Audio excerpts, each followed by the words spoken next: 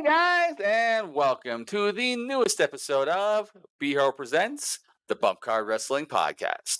I am your host, as always, Brian, and with me tonight is my tag partner, Psycho. How are you tonight, Psycho? I'm feeling healthy and good. So yeah, That's good. Due to your illness last week, we didn't have the opportunity of reviewing the AEW pay-per-view we watched. What the hell was the name of that pay-per-view? Revolution. That's the one. Sting's last match. Just Yes. to do a quick run through with it real fast, not the whole show, but just talk about the show in general. I thought it was fantastic. Honestly, I think it was one of the best AEW pay-per-views that we've ever had. It definitely seemed meaningful, and there was good matches on the show. There's some things that were kind of crazy that I don't know if it's good that things went in that direction as far as like some of the crazy bumps that we saw. Yeah, 37 stitches. Yeah, and I don't even think. Here's the thing. Yeah, that was crazy. I don't even think that was the craziest bump of the night. I think this like suplex like off of the rope inverted onto the ropes that Will Ospreay took. Oh yeah. Oh, it was meant to be a brain buster on the turnbuckle. Yeah, and Takeshita missed it and stuff like that. did you see? I know. Back after. Yeah. Ooh, it's So, like I don't know guys, how you can do that. Go back and watch it. I mean, the match in general is a fantastic match. Outside of the emotional like pull on the heartstrings for the last match for Sting, like it was the best match on the card. Yeah, it was crazy though, because if they had the old like WWE schedule, where they were wrestling, 300 days a year, that sort of crazy schedule, there's no way they could do a match like that because they need time to recover. And there's no way they could do that night in and night out. So, I mean, I guess on one hand, it's like, okay, that's good that they have a lighter schedule so that they can recover from these crazy things and they can go all out in the matches they do have. But at the same time, you can only take it so far, and then you're missing time. So I don't know. I'm torn on some of the bumps. And then Orange Cassidy took another crazy bump too. If you remember, basically. Oh, yeah. I do remember that where it was. What the hell was the move?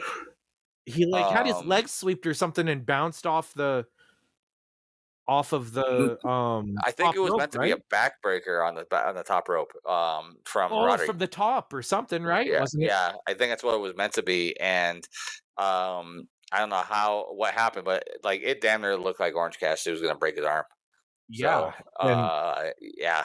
I know Al Snow did a podcast with our old buddy Vince Russo recently, this like last week, and talked about how Al Snow thinks that we're going to eventually see somebody die in a wrestling ring from some of these crazy spots, that they're not protecting each other enough. Yeah, if not die, we're gonna have like a Hayabusa moment, and someone's gonna break their neck or something. Right. I mean, look at the Sammy Guevara thing. With the what was it? The shooting star press. The shooting star press. Landed is right across the face of Jeff Hardy. Breaking his nose, orbital bone, and possible concussion. I saw that when that was sick. It was like, oh my gosh! Like, thank goodness Sammy Guevara is not a huge guy, but still. And then he got suspended for it. Which seems like the wrong call. Well, apparently he didn't get suspended for the injury and for messing up the move. He got suspended because he was told to take it home right after, and he did not, is what I heard. So, if that's the case, I can see that. Yes, but I think it's more on the ref to just call the match. And see, I know that's been a talking point. It's like, well, why isn't the ref, or the doctor at ringside or whatever, why aren't they suspended too? Because they could have just stopped the match. Why do we Yeah. rely on the wrestler, that's in the match to do so? But at the same time, I bet you that referee that was reffing and everything, they don't want to stop a match, and because if like this was the WWE when Vince was in charge, if a ref would have just stopped a match because of something like that, he probably would have got fired, from Vince. But we're not in that time anymore. That is true. But And we've seen it now a few different times where they've had stoppages. And in fact, as a great comparison, we had a stoppage, 3 months ago, when it was the New Day versus Imperium, and Vinci ends up getting a concussion because of not tucking his chin when he took that bump off the top rope, and ref called it. They were only like 3 minutes in, and it ended up leading to a fantastic storyline that they did to it, because they used it. They went they did a work shoot on it, and you could have easily done anything like that after this point. It's kind of a double standard too, because remember when John Moxley got his concussion or whatever it was, and they continued the match. Maybe nobody got suspended there. No, Rick Knox got in trouble. He didn't get suspended, but he got in severe trouble. Like it was, he could have gotten suspended. But see, that's the thing too, though, is that the ref got in trouble there. The ref didn't get in trouble with the Sammy Guevara thing, so it's a double standard. Exactly. And I think it was the same ref. I think it was Knox again. And so maybe then,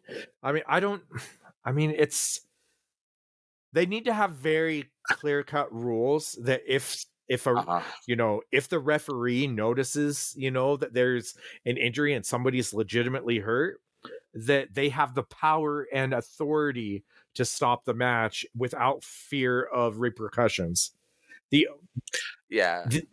I think it's a huge thing, especially right now, and the WWE definitely is pushing forward with it, and I think it's a large to do with all of their tie-ins with the stuff with CTE and the what was his name, Nowinski, Chris Nowinski Foundation, everything else dealing with all of that, because WWE is so integrated into all of that. They're always going to have these rules now. I think it's going to be a standard, where AEW really doesn't have that yet. That AEW is still wild west. Yeah, and I mean, I'm like I said, I'm torn on all of the controversy with all of these things, because like there are people, that said the Sammy Guevara bump was like stupid and it was a stupid bump and it was going too far. But here's the thing: look at the bump Mick Foley took off the cage at Hell in the Cell. That was crazy, and maybe there were the same people saying, "Oh, that should have never happened" and everything like that too. But tell me that didn't make his career. Yeah, and even that, like the original bump, like the one that goes onto the announce table, honestly was fine relative to what it was. He didn't get severely injured. He didn't get a concussion or anything else from that one. It was the second one. It was the one through the top of the cage. Right. That was the one that caused the concussion and everything else.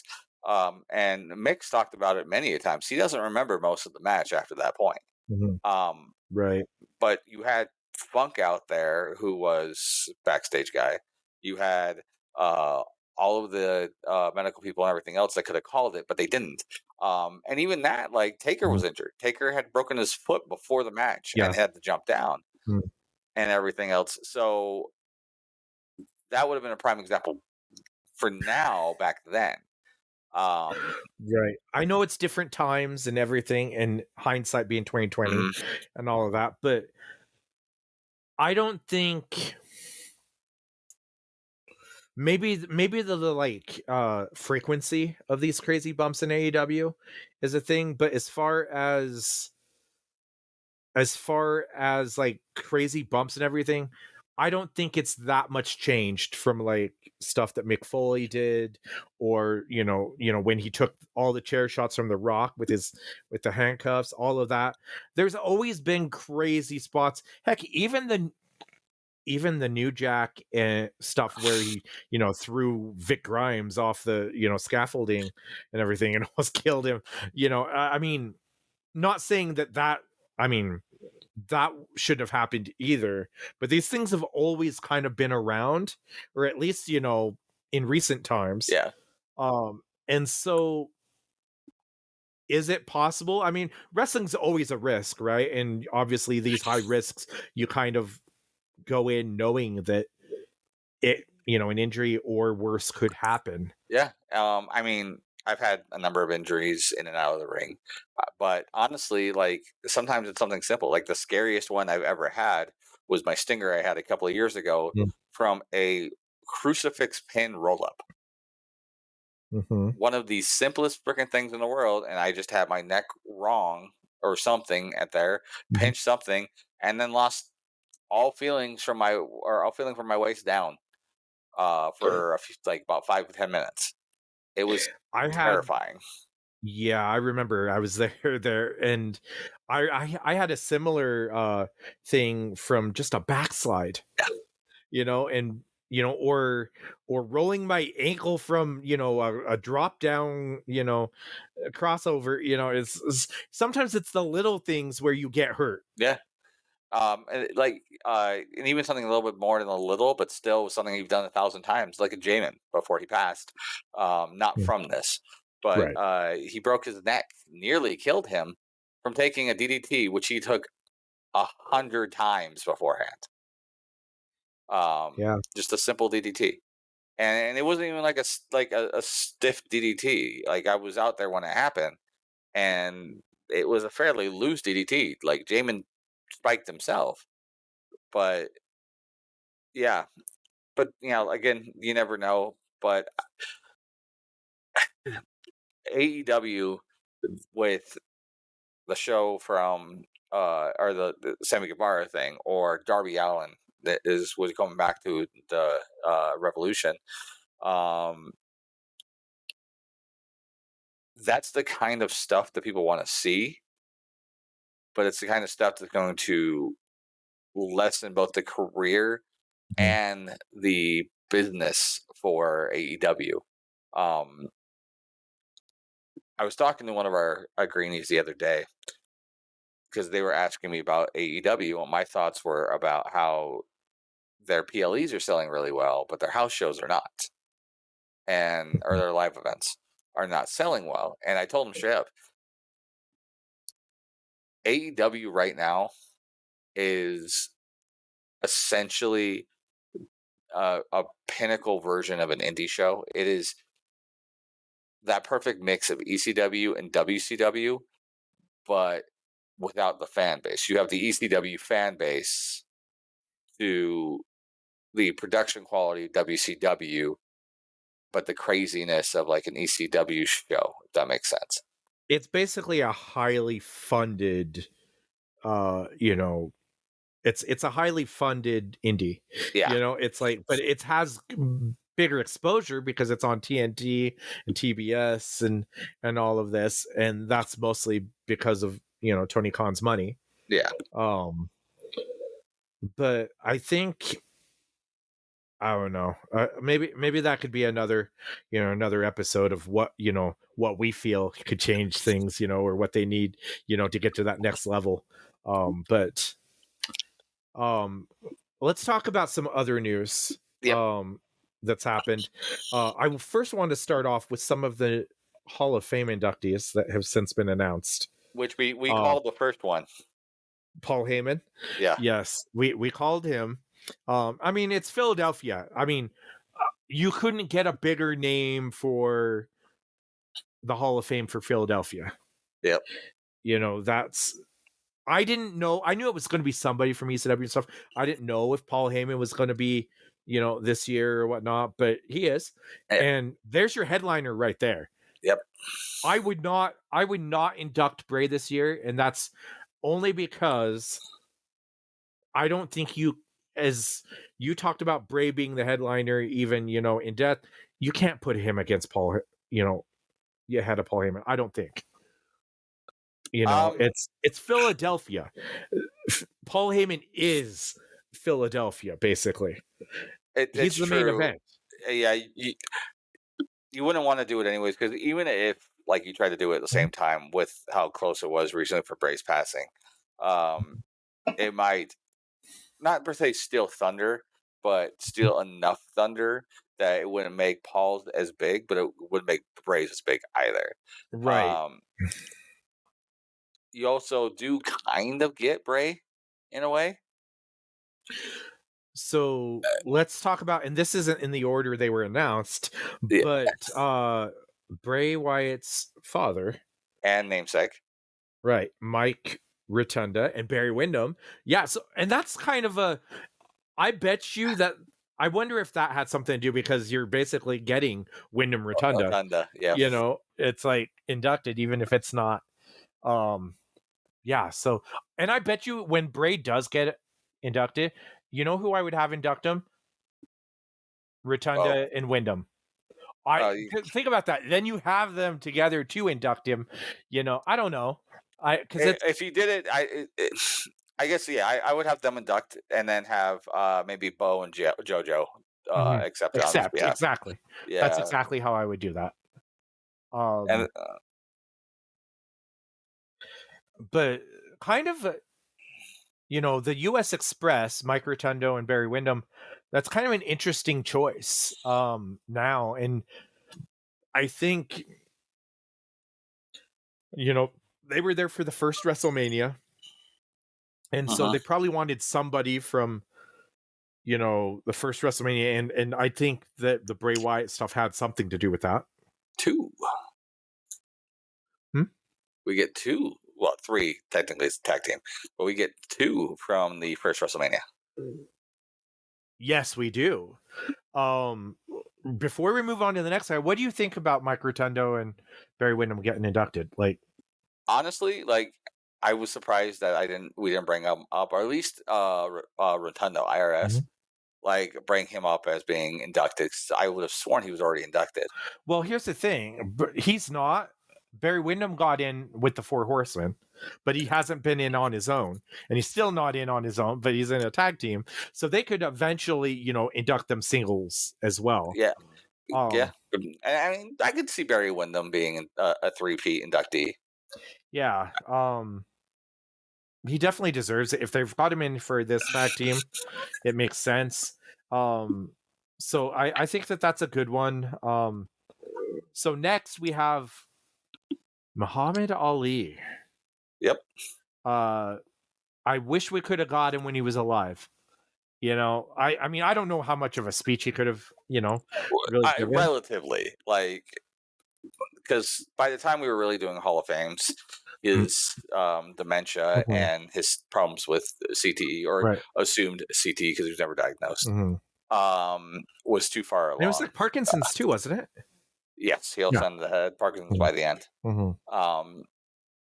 His brain was Swiss cheese, essentially, by that point.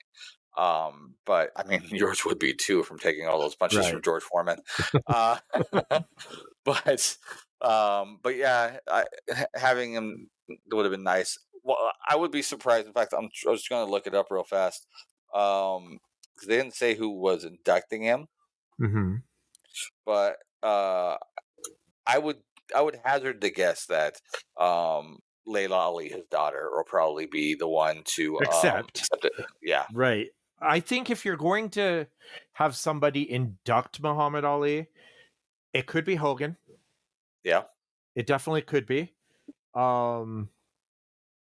Gosh, everybody else that's in that match, I mean, there's only one left that's alive other than Hogan and Mr. T, but heck, even the people in the corners, I mean, I think Cowboy Bob Orton is really, he's still alive. Yeah, he's the only one still alive, because I think we've lost Piper, we've lost Orndorff, we've lost Snuka, we've lost did we really lose Snuka? Hey, now that's a whole other thing. Um, I worked a couple of shows with Snooker, right? I do. Yeah. He was a weird dude. Do you know I worked a couple of shows with his son? So. So did I. Yeah. I worked at least 2 of them with you. Or you were on that same show, but I worked one when you weren't there. So. Right, and I worked one that you weren't there for too. At least a couple. Actually, at least a couple. Actually, when but we got a name drop, real quick. Yeah, exactly. But yeah, so I don't know who would induct him, but I hope it's somebody that has some good Ollie stories.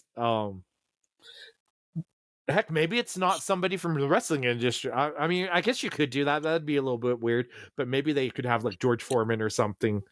George Foreman might not be a bad choice. I was thinking about that too.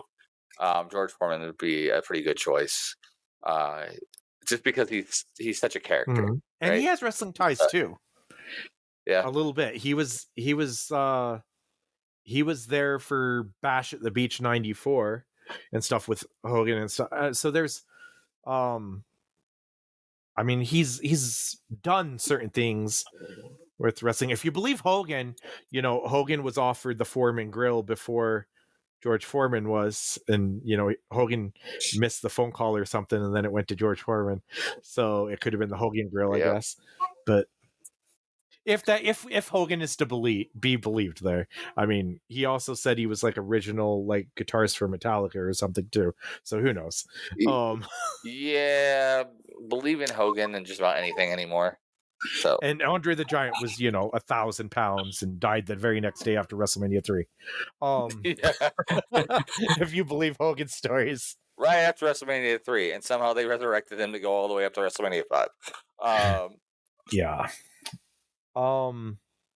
Another one, Bull Nakano. Yep. That's a very I love that choice. It's very I don't think we would have got this if Vince was still making the picks. Nope. With a lot of these, really.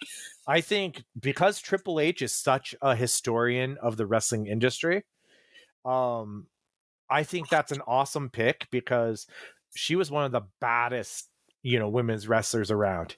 Her matches with Alundra Blaze, Medusa, fantastic. If you go back and watch like SummerSlam 94, that was a great women's wrestling match before there were a lot of them in the WWE. It's true. And honestly, I think it might have been one of the first matches I ever saw with an Asian worker in general. Was her, and it's specifically I remember her because of her look with her big orange kid and play hair and like her paint or makeup and everything. It was very unique for the time. It was totally different. But I also think that it's a little bit of a love to All Japan because they're trying to make the ties with All Japan. And everything else, because she was the one of the head trainers for All Japan for like decades. All right, well, she still is. I mean, she's still there, but she also, if I remember right, she was Asuka's trainer. Oh wow, that makes sense. I didn't know that. I'm pretty sure it's Asuka. She was the one that trained her, but it's not in here the report. They have very similar styles. Yeah. So, I'm looking forward to that because I've never really heard promos with her, and so if that'll be interesting. I think you have to have Medusa induct her, right? I would think so. That would make the most sense. That would make the most sense for WWE because that was who she had her matches with, and who she won the women's championship from. The only other person I would think again would be like maybe Asuka. Right, something like that. But I think Medusa would be I think that would be a better choice. Yeah. And then we have Thunderbolt Patterson. Yeah, which was a big surprise to me. That was kind of out of nowhere. Yeah, it's like, and that's somebody from way back. Territory days. Like, yeah, it's like Vince would have never. This wouldn't have been. It kind of gives me hope that some of these older wrestlers are like, oh, they'll probably never get in now, because it's been 50 years or whatnot. It's like then Thunderbolt Patterson gets inducted. And this is another reason why, by the way, why I don't believe Bray is going to get in this year. Because if you look at it, it's a lot of wrestlers or inductees here that are no longer with us that are getting inducted. And they usually don't have that many inductions where they've already passed away. Because you got Muhammad Ali, Thunderbolt Patterson. Okay, maybe it's just us two, but still, I thought there was. Is there another induction or another? Not that they've announced. Okay, I heard. So far. I heard a rumor that Leia Maivia, The Rock's mother or grandmother. Sorry, no, mother. I think mother, grandmother. I don't know. Has to be. I heard that she's rumored that she's going to be inducted this year. So she's still alive as far as I know. So I think but that'll be intriguing if they do. They don't, this is going to sound really bad, they don't often do multiple females either. Right. I think this one was really because of, I mean, it was more for, her basically taking over the promoting for the Hawaii territory after High Chief Peter Maivia, retired and whatnot, or passed away, whatever it was, and she took over. I would think that you'd have to have The Rock inductor, which is kind of weird now, though, with him being a heel, but I guess that wouldn't be too bad. It's I'm excited for the Hall of Fame this year, though, because you're kind of I love that we're getting some of these ones you wouldn't have really thought of. Yeah. To be inducted. And it makes me think, like, as you talked about earlier, when they with Thunderbolt Patterson, like having these people that like most mainstream people will never know, that we would have some of those people that we talked about on the episode we had a couple weeks back, somebody like Bruiser Brody or somebody like that. Yeah. That's possible to go. I would love for Bruiser Brody to get inducted. I know. I really would. Don't say it. Don't say it. I know what you're thinking. You know me too well, huh? I do. And only because I was thinking the same thing. Yeah. Off of the Hall of Fame, there one last news item that we'll touch on, because and then because it's impossible not to touch on this. Did you hear that the executives that were listed in the Vince McMahon and WWE lawsuit were named, and we know who they're talking about now? Yep. The two most notable, I can't remember all their names, but the two most notable ones are Nick Khan and Stephanie McMahon. Yep. And then the head of HR and yes, and the who's the other one? It was like, wasn't it head of like legal, or was it something like that? I forgot. Like maybe it was like the. Yeah, I don't know, but it's really interesting to me because now, let's be clear for those that don't know the story and stuff. They're not named as people that did anything like John Laurinaitis or Vince McMahon. They weren't, they weren't involved in that. It was more so just that they're being said that they knew, and they tried to cover it up.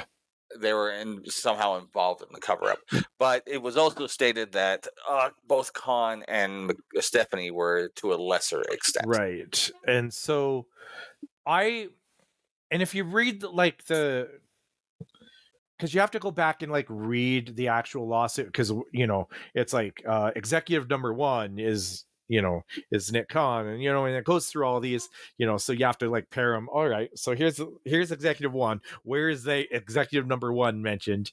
And if you go back and through, and it's really nothing really is said in the lawsuit that really makes Stephanie or Nick Khan look that bad.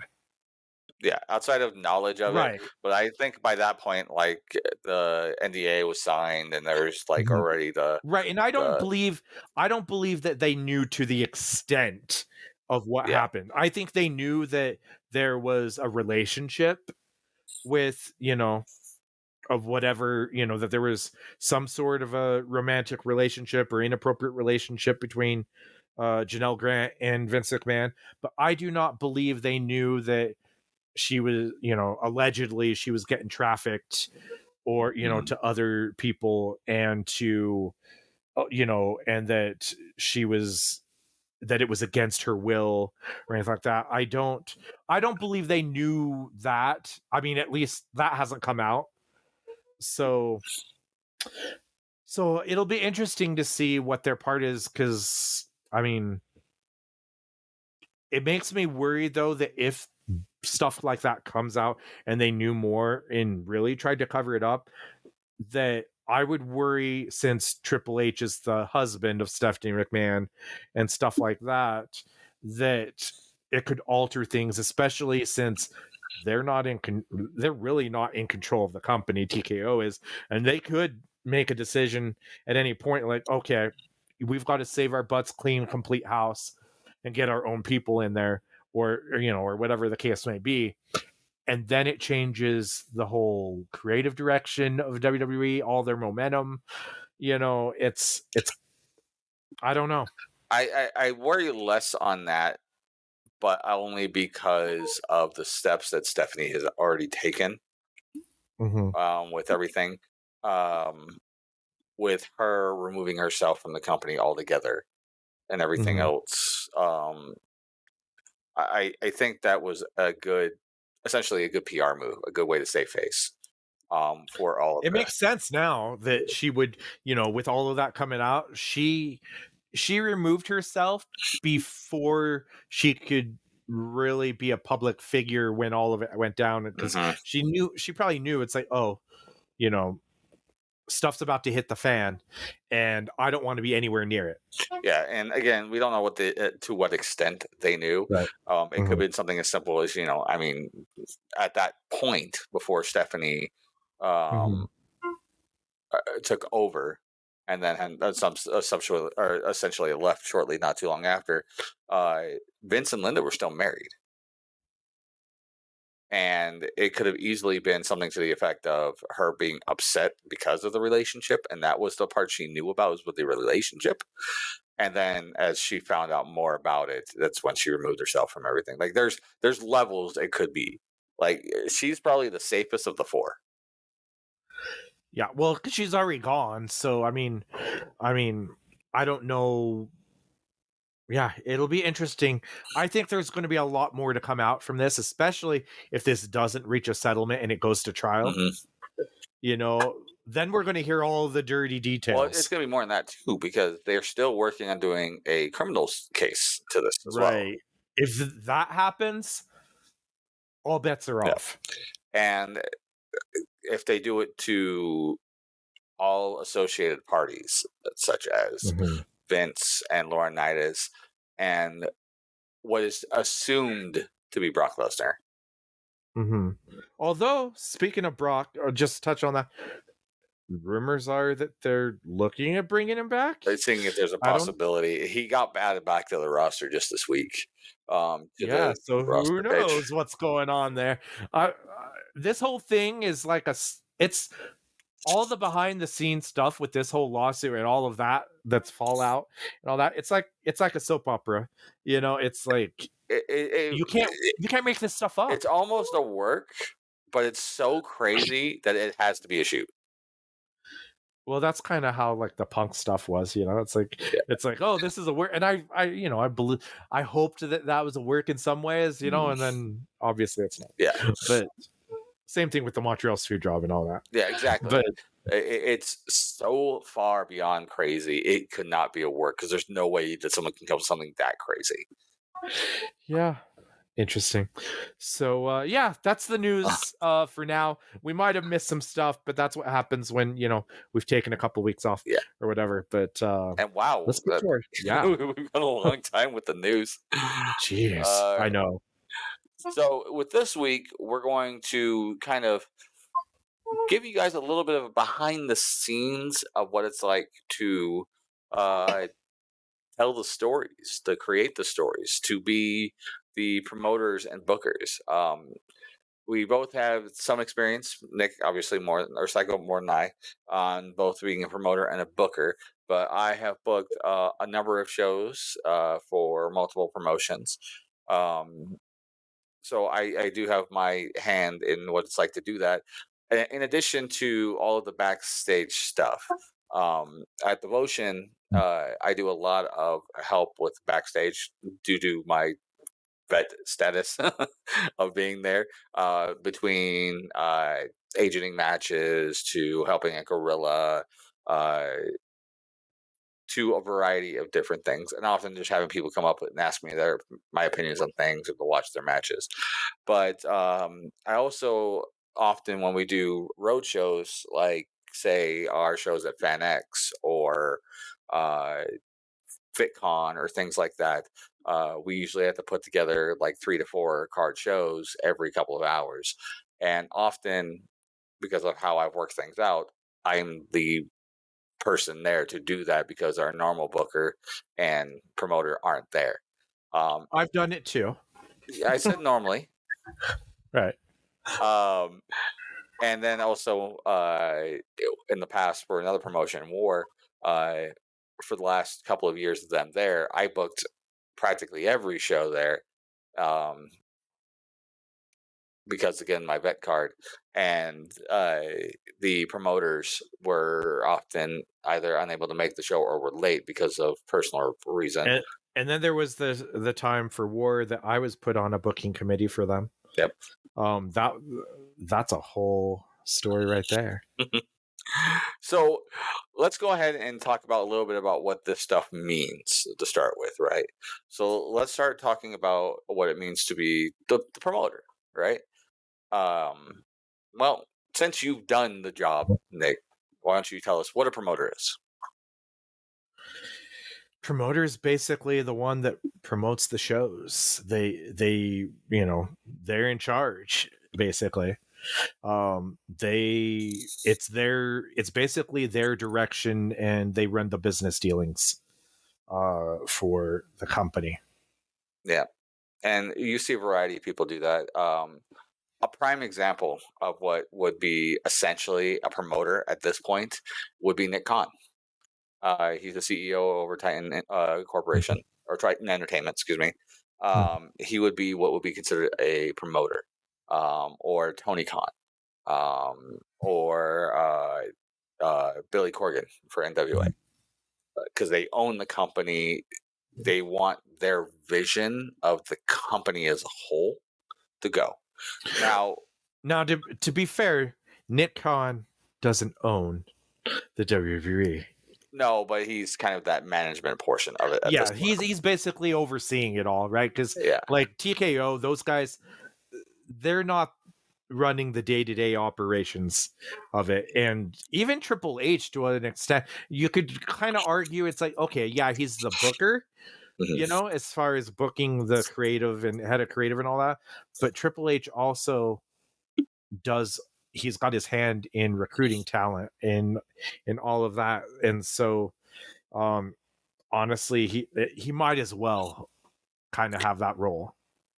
I would agree with that too in that aspect, but if you're leaning towards the more business end of things, sure, the person that's dealing with all the marketing deals, the person that's dealing with all of that, that's Nick Khan. And that's often with the promoter. The promoter's the guy that goes out and does all of the marketing deals, gets the sponsors, right? Helps with setting up the promotions and everything else. They deal with TV, if there's a TV deal or whatnot. That being said, a person can also be a promoter and the booker. The booker is the person that comes up with the show, the cards, and everything else in the storylines, dependent on how big the promotion is. Like a Paul Heyman with ECW. Exactly. Paul Heyman's a prime example. He's probably one of the greatest bookers of all time. Right? Yeah. They're also the guys that often go look at the talent and see what ones are available. And they're the ones that eye everything, right? again, you can have a promoter also be the booker, and on the indies, that's often the same thing. Mhm. Depending on where you're at, they're also often the champion. So not ECW. Happily, our booker and promoter, neither of them are currently a champion of any variety. But with a booker, they come up with the stories, they come up with the matches, and often how they want the matches to go. Sometimes they'll leave it to the guys in the match and say, "Okay, I want you over," and figure it out. But sometimes they'll go even further. A great example of a person explaining or doing a booking job is Joe Pantoliano in Ready to Rumble as Silas. What was his name? Silas, whatever. His version of Eric Bischoff in Ready to Rumble. The scene at the very beginning of the movie is he's going over the match and booking the show with DDP right at the beginning and telling him what's going on with him and King. That's a great example of how a book would go. Right. But for the whole of the card. So. And then again, like I said, both Nick and I have done this job several times. Nick, obviously, more than I. I mean, hell, Psycho had his own promotions where I started at for 5 years, 6 years. That I had my promotion. Yeah. It would have been 2002 to 2002 2000. No, it'd be 2003 to 2010. Okay, so 7 years. Yeah. Okay, which is about right. I was trying to think of it based off of mine because I started a year after you started the promotion. So, but in that whole time, we did shows, 9 months out of the year, sometimes more. Yeah, almost sometimes every year. more. Yeah. So we would take a break sometimes, usually around December, because it's such a dead time for wrestling. But you booked so many shows, you booked so many matches and storylines and everything else. And for the longest time, up till like the last 2 years, you did it on your own. Yeah. Yep. It was, and it's both there's pros and cons to that, obviously. Because I mean, yes, it would have been nice at times to delegate so that I didn't have that big workload on me doing everything. Because there was a time I had my hands in everything.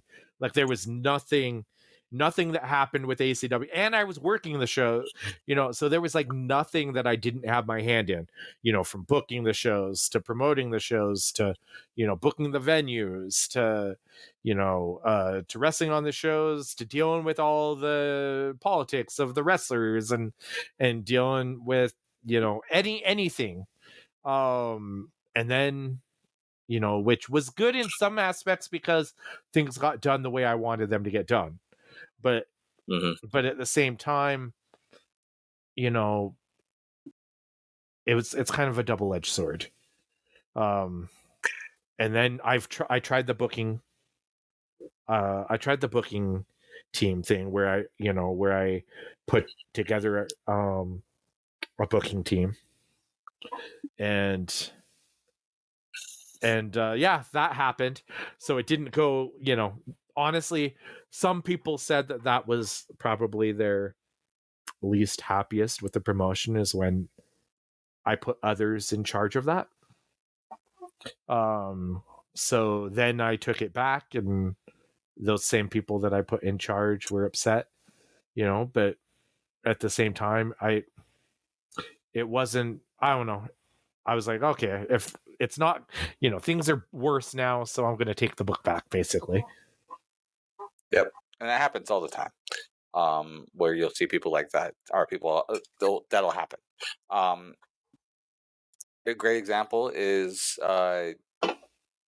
people getting the book taken away from them after craziness is, or not craziness, but having the book taken away from them after a while was Kevin Sullivan for WCW. Had the book taken from him Mhm. because he was booking WCW for a long time, and then had the book taken from him, but given to was it Russo that took it from him It was or Bischoff? when Russo and Bischoff came back that because Sullivan was kind of Vince Russo's one too. They had the book taken away from him in WCW, a couple of times. Yeah. But Yeah.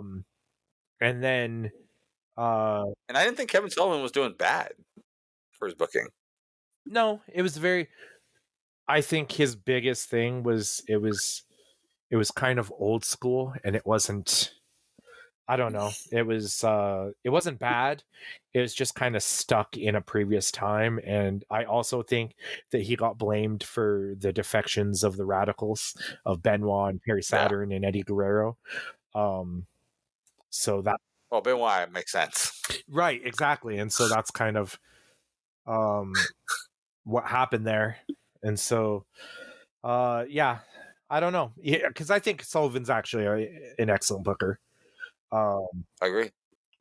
Hey, and last I heard, he's available if Tony Khan wants to throw some money his way. It's. I don't think he'd do it now. I think he's done. But if you throw enough money his way, who knows?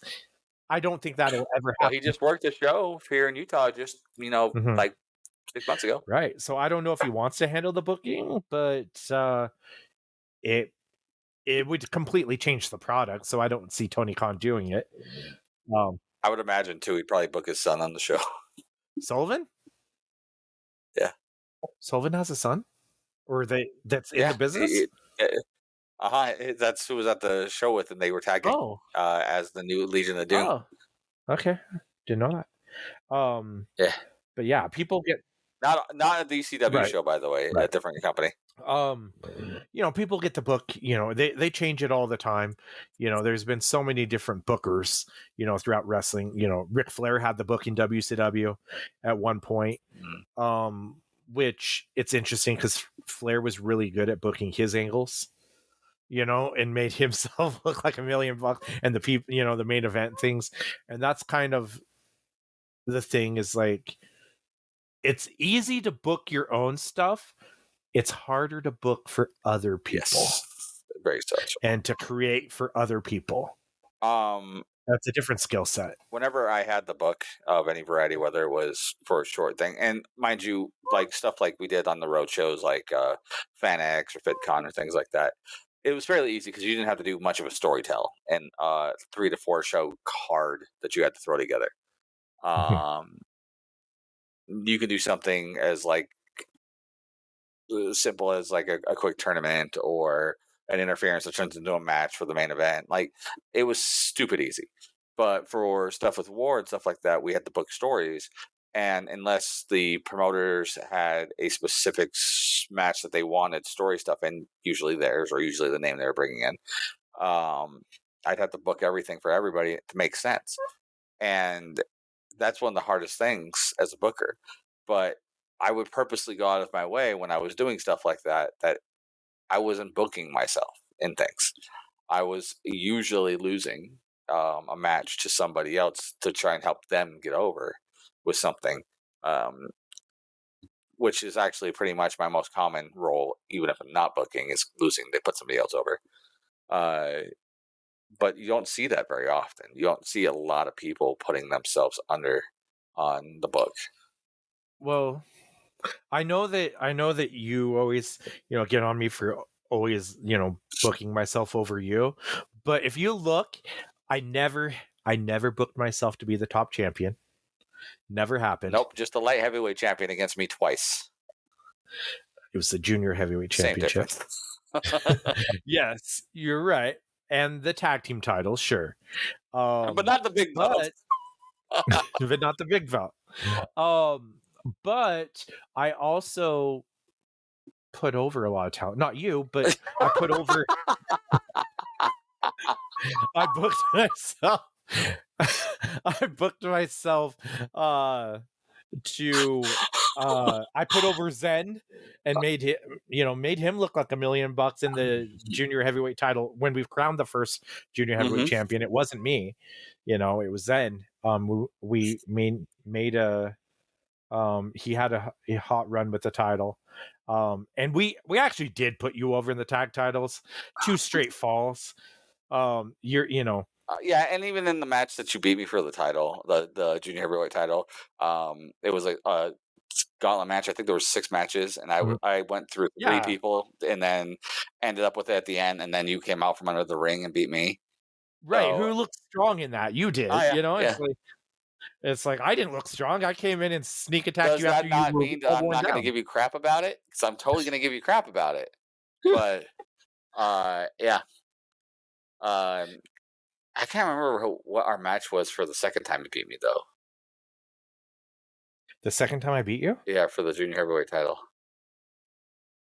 You took it off me twice. Did I? Are you sure?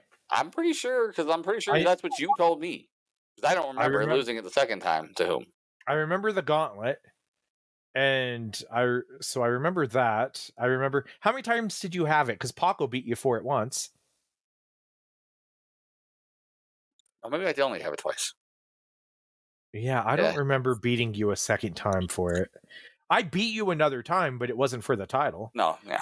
It was in Kearns, which was actually, I think, the best match that we had. Which I remember none of it. Really?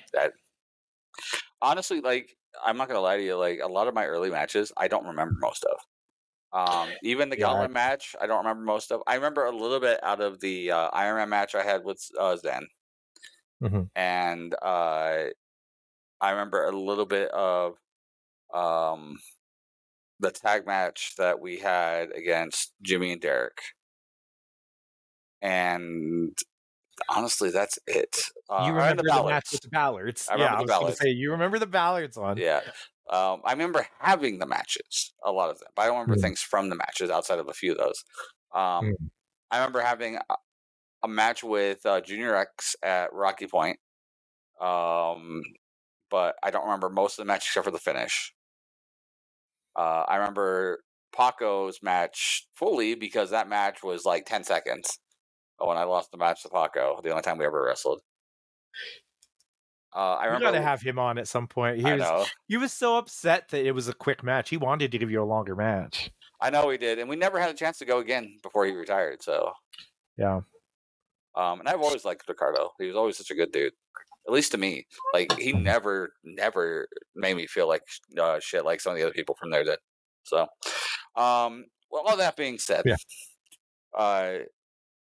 bookers, not all the time, but often, especially if they're workers as well, often put themselves over on things.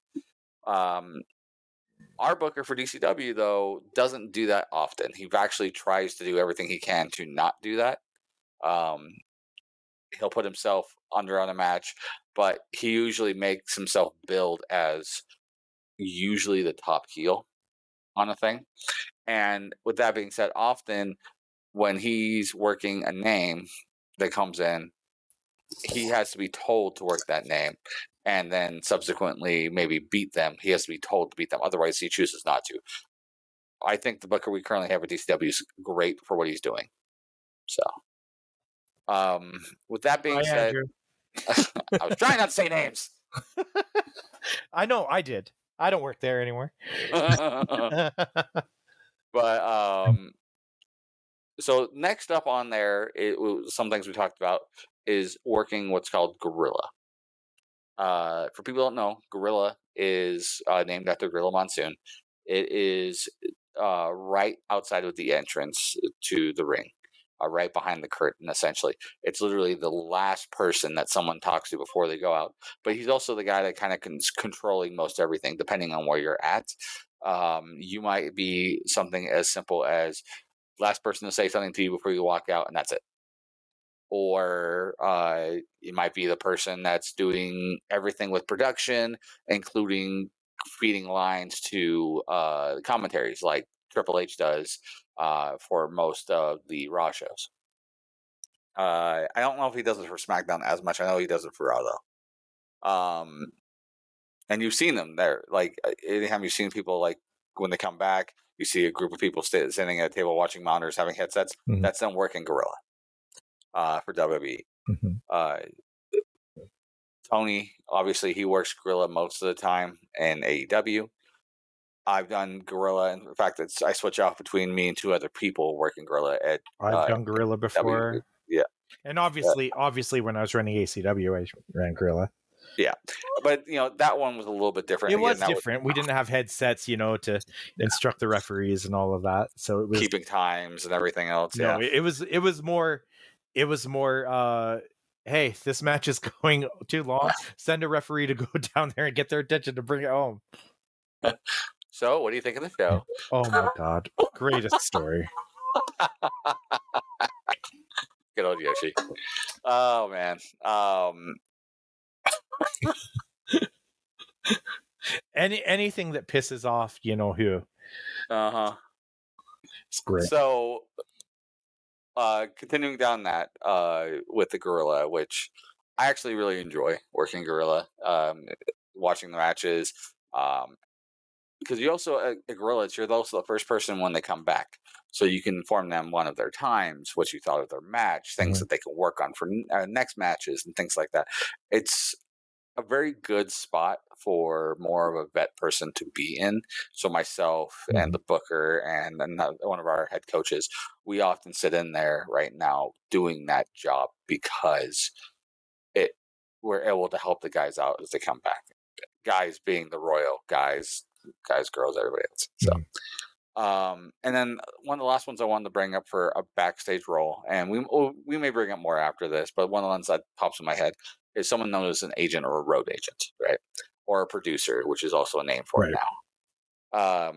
These people are usually the ones that go and work with the people in the match to go over their match. Often, it's people who've been in the business as workers who are vets or retired. Like Shane Helms, Jamie Noble, Billy Gunn, Jason Jordan. These are people who Arn know how to put was Arn done it, Anderson. yep. These people know how to put together matches and things like that and help people. Often, usually, it's a younger talent to do that, and agents usually just kind of go over the check to make sure that the match that's going on, or like you're going to check with them to like, hey, this is your time. This is who's going over, and no ref bumps, tables, none of that nonsense. And like that, and a lot of times too, it's like, all right, what are you doing? Making sure that like they might not be planning something that's already being done in another match or something. Yep. What's your finish? So they can know. All right, you're doing this spot for your finish. All right, we'll make sure that nothing else is being done. That sort of thing. Just it really and a lot of times too. Sometimes it's like, oh, we don't know how to. We don't have a finish. What do you have? And then the agent will throw out a finish. Yep. It's like, what if you did this? And for younger talent, sometimes you might have to go over the whole match with them that way. Especially if it's two younger talents working together, which is often where I step up myself right now to help them out, figuring their stuff out. Because I can go out and do my match with most anybody without really having to go over much of anything. But these young talent, they kind of need a lot of helping hand out. I'll give you guys a prime example. Our last show we had, March Madness, just last weekend. I went and agented several matches because we had a lot of outside talent. We also had some younger guys going against each other, and it was a tournament for a number one contender match to go against our champion at the end of the night. And I walked through every match on the card, save two, because the other two were vets and the name who I didn't want to worry about at all. But I went and talked to everybody else in the card and checked with them, and I'm glad I did, because not only was it a tournament, but each match had a stipulation, and we had a match on the card that was a submission match as part of the stipulation. And when I went to talk to the guys, two other matches in there that were on the card also were planning on finishing with submissions. And I made them change them because we wanted to put over that submission match that much more by making it being the only match with a submission finish. So we went through and came up with some new finishes for them, which I thought worked out well. there was one match I wish I would have agented the whole match instead of just the finish, because there was a spot that I easily told them, no, don't do that. But it's fine. We talked about it after, so they'll learn from it. But as the whole show, like it turned out to be a very good show. The crowd was behind most everything, and even that, like we had QT Marshall at this show, and I ended up having QT Marshall agent my match. Large to do with we had a very young manager with us, and QT felt that he wanted to make sure that that manager got a good spot on the show and had a good opportunity to be seen in front of the crowd. So we reworked our match of what we were planning on doing, and with QT's help, we got to a good finish that I think worked out well. Some of the execution didn't work as well as we were hoping, and that was mostly on myself and the worker I was with.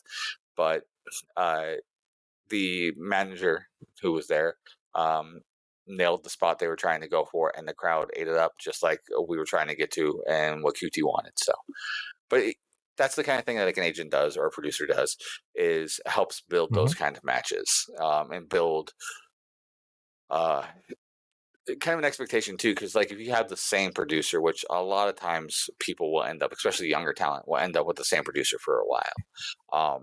A prime example is Fit Finley. Fit Finley was not only a trainer, but he was a road agent for a lot of the younger women talent for years.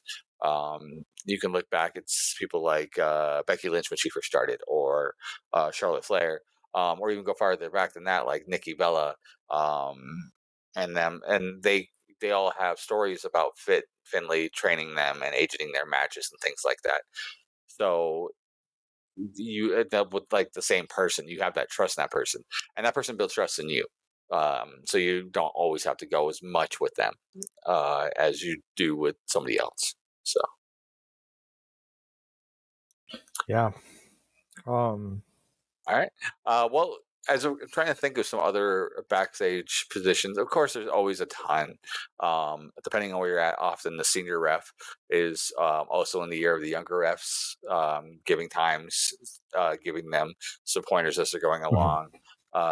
You have the director and cameraman doing their spots. So like the head director of the show, they'll be calling out their own things to stuff, along with music and pyro if there's pyro and things like that. And it's a full event anymore, right? You might have also the head of cinematography, who's going to be different than the director of the show. The director of the show, let's say Kevin Dunn back in the day. Right. That's who I was thinking. Back in the day, last year. For the last 40 plus years up till just recently. Right. He wouldn't be per se yelling at the camera guys. He would often leave it to his head cinematographer guy to do some establishing shots and get that stuff done. What he would do is have be in the production booth or production box, talking about what angles they would need or what cameras to cut to and things like that for the live cut that they were doing, which is often why you would see like these crazy cuts from here to there. But those guys are just as important, if not more important, than just about anybody in the business. We have a great one as a cinematographer, producer, editor, director in Trent. He does such a great job for us at DCW. We always joke that he's the hardest working guy in the company because he is. Nobody works harder than Trent and everything he does and spends money. That man, over the 5 years we've been at DCW, has bought nearly, I think he told me last was almost, he was up to $1,500 or $15,000 worth of camera equipment just for the shows. And that's not including the music, because we use our own music system now and everything else. And he often brings somebody with him to run music, but if they don't, then I have a backup music setup to use for doing that stuff. So you have people all over the place doing stuff. And I wanted to bring this up today and talk about this specifically because I wanted to let everybody understand that the wrestling business isn't just the wrestlers. We are actually probably the smallest bit of it. We're the parts that's seen. Um, we are the quarterbacks, if you would, or the pilots that are the ones that everyone sees and the ones they talk about. But every other aspect of the business is as important, if not more important, especially as higher up on uh, the station of where you're at in the promotion. So, like from the backyard indie place that you start at all the way up to AEW, there are going to be more important people outside of the wrestlers. And people often forget stuff like that. Like that person working, Samantha, what's her name? Oh my gosh, my name just turned off. Ring announcer for Raw, Samantha Irving. Um, Yeah. She is amazing. She does such important work to put people over on just the way she announces, and she's put in. She's She's put the fantastic. time and effort in. Justin Roberts is the same thing for AEW, Mm. but Samantha Irving does something special with it. She's gone out of her way for most people to have a special way of announcing them that makes it feel that much more special for their entrance. A prime example I always like to give is when she announces Chelsea Green, right? She's talked about it in the past that she wanted to do the Chelsea Green sound when she would announce the name because she could not see Chelsea Green's character saying her name as you would normally announce it. She would have to do it something special, something different like that. And that's what she imagined for Chelsea Green's character, which is just as important as Chelsea Green coming out. Her entrance when she comes out with everything, and like you can see it now where Chelsea Green will mouth what Samantha Irving's saying along with her. It's great, but she loves it, and it's because it's such an addition to who she is, right? You listen to how she announces just about anybody, right? Roman Reigns. If you listen to the way she announces Logan Paul after the match that Ricochet and Logan Paul had about 6 months ago, where Logan Paul just before that said a great line to Samantha Irving saying that he's going to have to announce his name in there. Since then, you can always hear there's a bit of disdain in her voice when she announces Logan Paul. Still, it's so good. She's as important and doing as much as the work as anybody else is in that ring. You get that from everybody. So that being said, if you're a wrestling fan and you want to get in the business, but you don't see yourself being a wrestler, right? You can't imagine getting yourself in the ring, even though you might want to.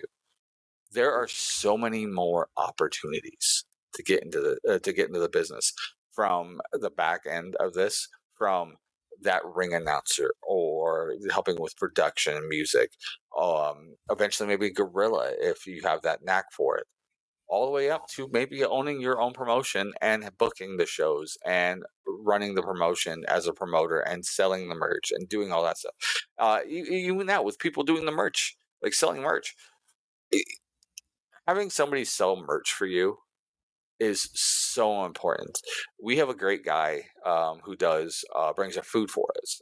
He sells food at the shows named Denver. He works for a company called Hungry Howie's. It's a pizza place.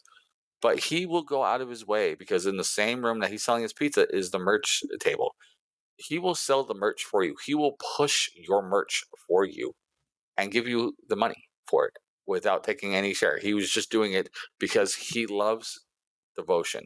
He is, no pun intended, devoted to the company and wants to help everybody out. That's the kind of person that we want in a place like Devotion. And if you think you have that knack, if you want to help with production, because we can always use more camera people. If you want to do, we have a great photographer, Rick, who does these amazing shots.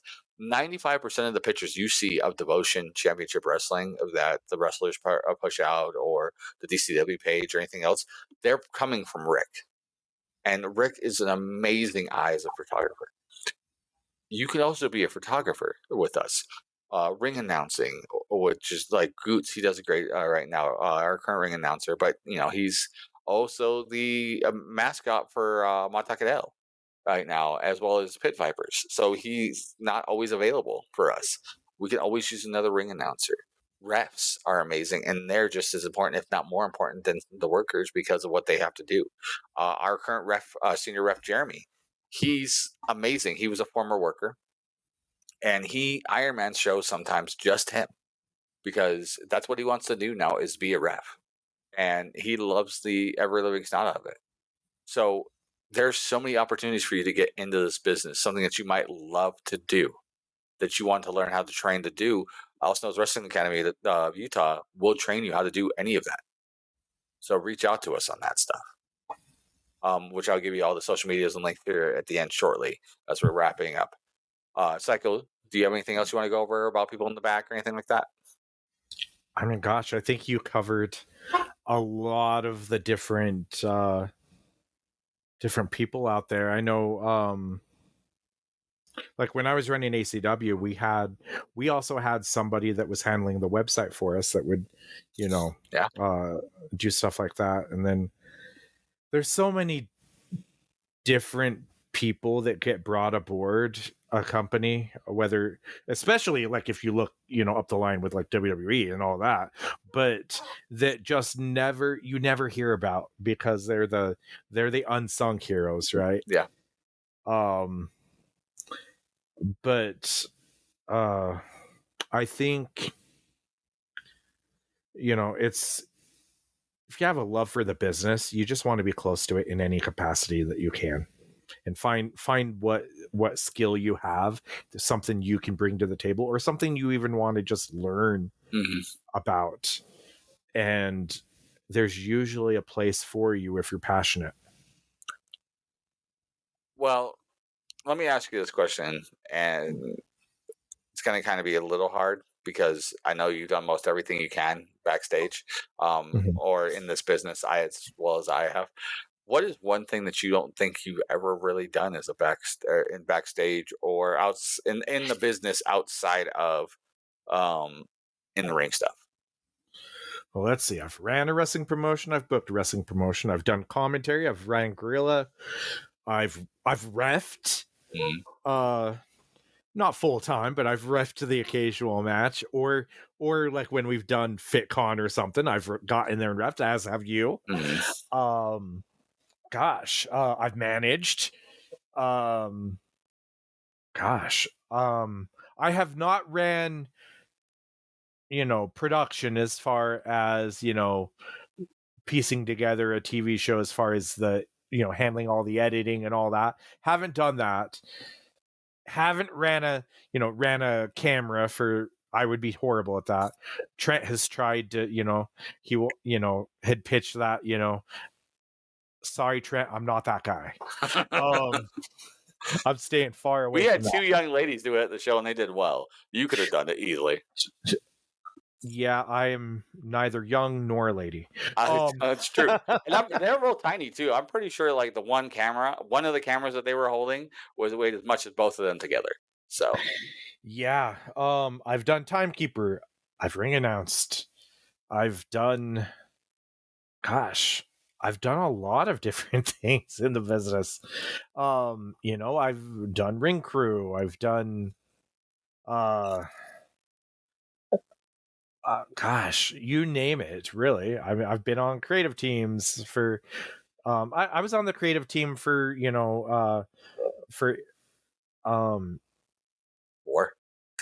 War, but I also helped book and run shows for IWR too. Oh, that's right. Intermountain Wrestling Revolution. So I believe that's what it was called. Sorry, Brad, if I messed that up. It's been a while. Too many headshots. But I don't know if there's any other than, like I said, production or running the camera. I've been a photographer though.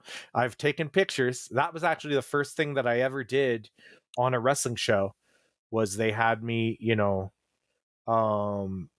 they had me take pictures of, of the matches, and I went out there and did that, and then I did security. I've done all of that, so yeah. I've only not done one thing that we talked about today, including all the stuff you rambled off just now. The only thing I have never done in this business is be a promoter. I've ran production. I did the Twitch streams for a long time and things like that, or the camera stuff. I've done photography. First thing I ever did in the business was with ACW, and I ran music. Which that's also kind of my lease in life here as well. Is when our music guy's not there, I get music all set up and have somebody else run it. I've ref, I've managed, I have held the camera for Trent in the past when I was injured. I've also done photography, book shows, gorilla, agenting, ring crew, security. I've done, I think, everything that you can do in this business, except for be a promoter. So, I was even technically a part of the creative for War towards the end with the other two.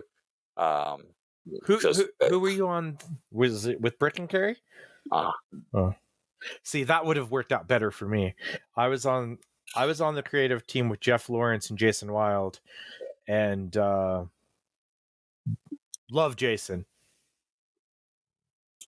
Jeff was there too.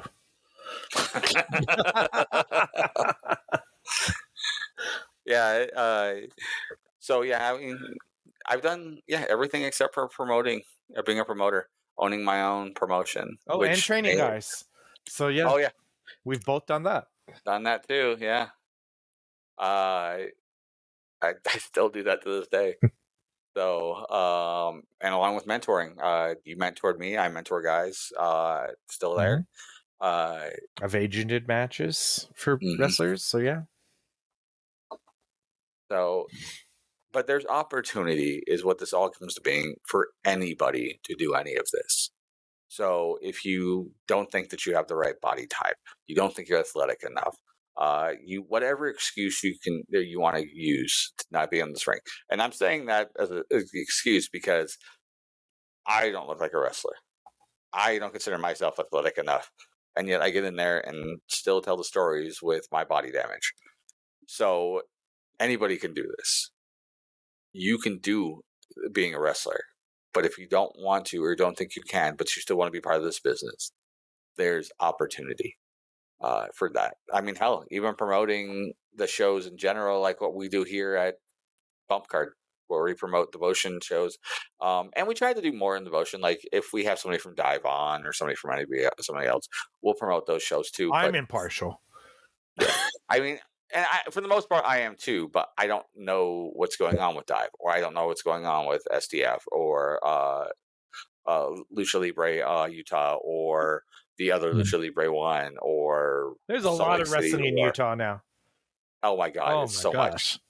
I don't know what's going on with a lot of that. I have friends in all those promotions; they all work them. And we'll happily put any of them over if anyone wants to come on the show, talk about your stuff and want to put it over, we'll happily put your stuff over. I just happen to work for Devotion right now, so I know what the hell's going on there, and I can put it over. With all of that being said, guys, I want you guys to tell us what would be a job in the business that you would love to do, as well as reach out to us if you do want to try any of that job. As I mentioned, the Austin Wrestling Academy of Utah, which is Devotion's wrestling school, we will train you on how to do essentially just about anything in the business, from ring crew, reffing, ring announcing, all the way up to reffing and wrestling. If you want to do this, if you want to do anything in this business, you can learn how to do it with us and move on from there. We've had several people move on from us to go up higher into the indies and so on. And that could be you too. I feel like we need to have Lord Alfred Hayes, pop in and say promotional consideration paid for by the following.